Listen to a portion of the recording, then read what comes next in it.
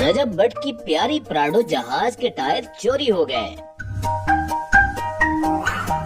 अस्सलामुअलैकुम जी, उम्मीद है आप सब खैरियत से होंगे, तबीयत सेहत ठीक होगी। मेरे भाई, मेरी बहनें, मेरे अंकल, मेरे आंटियां, मेरे भांजे, मेरे भतीजे सब खैरियत से होंगे। रजब फैमिली के व्लॉग्स को खूब एंजॉय कर रहे होंगे। ले जी, अब आपके लिए आ गई है रजब भट्ट की कार्टून सीरीज। मुझे अपनी रजब फैमिली से पूरी उम्मीद है कि वो रजब भट्ट कार्टून सीरीज को भी फुल सपोर्ट करेगी। तो अगर आपको ये कार्टून सीरीज अच्छी लगे और मजा आए तो भाई पॉपकॉर्न कहानी टीवी को जरूर अभी सब्सक्राइब कर लो, और आगे बहुत मजे मजे के कार्टून आने वाले हैं। तो चलो फिर आज फर्स्ट एपिसोड स्टार्ट करते हैं।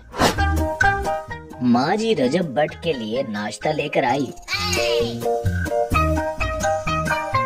जबकि रजब साहब बड़े मजे से खराटे लेकर सो रहे थे। रजब पुत्रे, रजब उठ जा जाने, नाश्ता कर ले। ओ थैंक यू मम्मा, मैं बहुत लकी हूँ, मुझे आप जैसी माँ मिली है। हाय पुत्रे, काश मैं भी ऐसा कह सकती।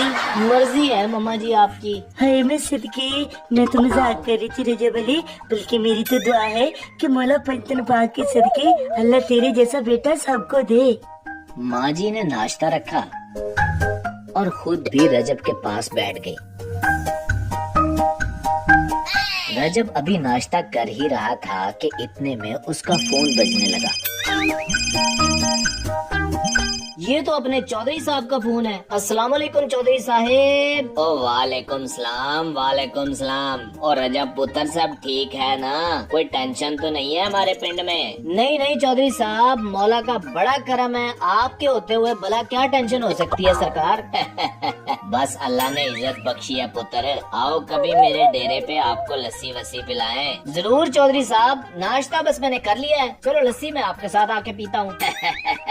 जी बिस्मिल्लाह जी, आ जाओ आ जाओ। रजब ने फोन काटा और अपनी माँ से बोला, ले अम्मा जी नाश्ता मेरा हो गया है और अब लस्सी मैं चौधरी साहब के पास जाकर पीऊंगा। क्यों जाने, मेरी लस्सी से पहले गलत नहीं। ओहो मामा जी, समझा करो ना यार, लस्सी तो एक बहाना है, इस तरह चौधरी साहब से जरा सलाम दुआ हो जाएगी ना।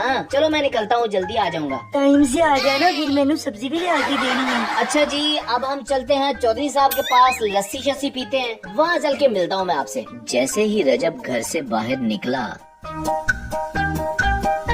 तो गाड़ी को देखकर उसके तो होश ही उड़ गए। या अल्लाह खैर, वो ये कैसे हो सकता है? रजब साहब की जान से प्यारी गाड़ी के तो चारों टायर ही गायब थे। रजब अपनी गाड़ी की ये हालत देखकर शॉक था।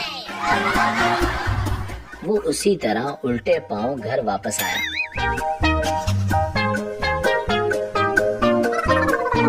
अम्मा जी, भट्ट साहब कहाँ हैं आप? हाय अल्लाह, क्या हुआ पुत्रे, इतना शोर क्यों मचा रहे हो? ओ अम्मा जी, मेरी गाड़ी के चारों टायर कहाँ हैं? टायर गाड़ी पर ही लगे होंगे पुत्रे, मैंने उतार कर कौन सा उनका चार डालना था। ओहो माँ जी, गाड़ी के चारों टायर गायब हैं, किसी ने चोरी कर लिए हैं। क्या?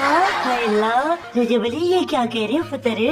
वो दोनों गाड़ी को देखने के लिए बाहर आए।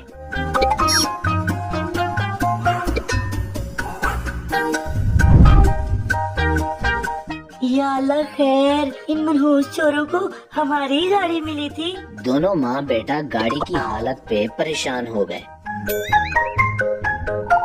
रजब अली, जाने गांव के चौधरी साहब को बताओ ताकि वो इसका कोई हल निकाल सके। रजब ने माँ जी की बात सुनकर चौधरी साहब को फोन मिलाया। और रजब पुत्र, तेनू मेरे हुंदिया परेशान होने की कोई लोड़ नहीं। जिसने भी मेरे जहाज के साथ ये किया है ना, मैं उसको छोड़ूंगा नहीं। और ठंड रख शेरा, मेरे गांव से अगर ऐसे चोरियां होने लगी तो फिर मैनू चौधरी असगर किन्ने कहना है। चौधरी साहब ने इंस्पेक्टर अकरम को फोन लगाया। बिस्मिल्लाह जी चौधरी साहब, आज कैसे याद कर लिया? चौधरी साहब ने सारी बात इंस्पेक्टर अकरम को बताई।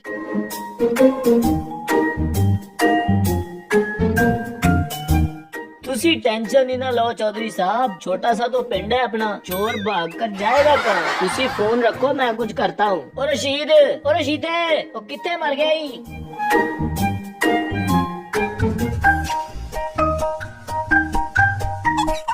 सर जी, तुम और सलीम गाँव जाकर जल्द से जल्द चोरों का पता लगाओ और शाम से पहले पहले मैनू गड्डी दे टायर ते चोर दोनों चाहिए ने।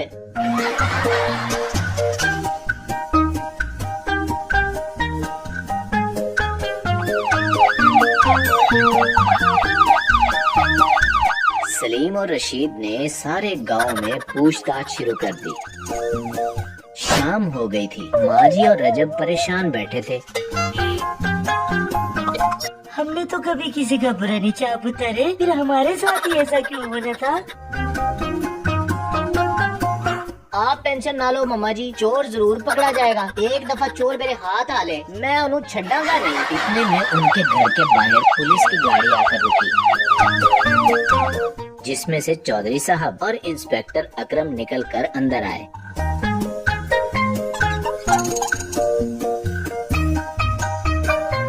चौधरी साहब, क्या चोरों का पता चल गया? पता भी चल गया है और हम चोरों को साथ भी लाए हैं। इतना कहकर इंस्पेक्टर साहब ने रशीद को आवाज दी। और रशीद, ले आ इन बंदरों को अंदर। रशीद चोरों को लेके आया तो रजब गुस्से से बोला, तुम लोगों को तो मैं छोड़ूंगा नहीं। इंस्पेक्टर ने रजब को रोका और कहा, और रुके रजब साहब, आप कानून को हाथ में न लें, इनको हम खुद सजा देंगे। वैसे इंस्पेक्टर साहब, इनको आपने पकड़ा कैसे? ये लोग गांव से बाहर बनी टायर शॉप पे टायर बेचने आए थे, बस वहीं से हमारे सिपाहियों ने इनको पकड़ लिया। ये बात सुनकर रजब ने चोरों से पूछा, वो तो सही है, लेकिन तुम लोगों ने टायर चोरी किस टाइम कर लिए?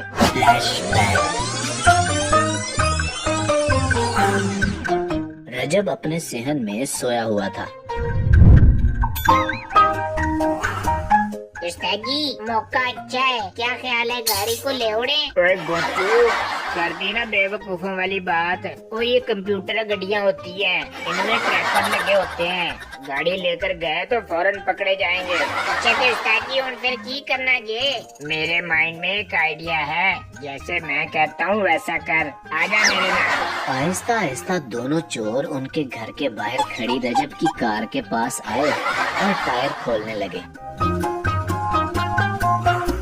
उल्लू के पट्टे, जल्दी जल्दी हाथ चला। अगर रजब उठकर आ गया तो मार मार कर कचूमर निकाल देगा हमारा। बस हो गया उस्ताद जी।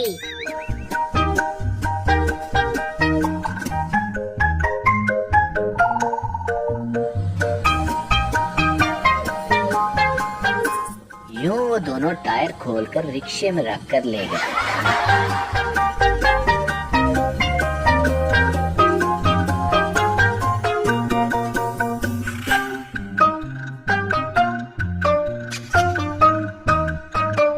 इंस्पेक्टर साहब, ले जाए इनको, और ये कभी भी जेल से बाहर नहीं आने चाहिए। इंस्पेक्टर साहब चोरों को लेकर चले गए।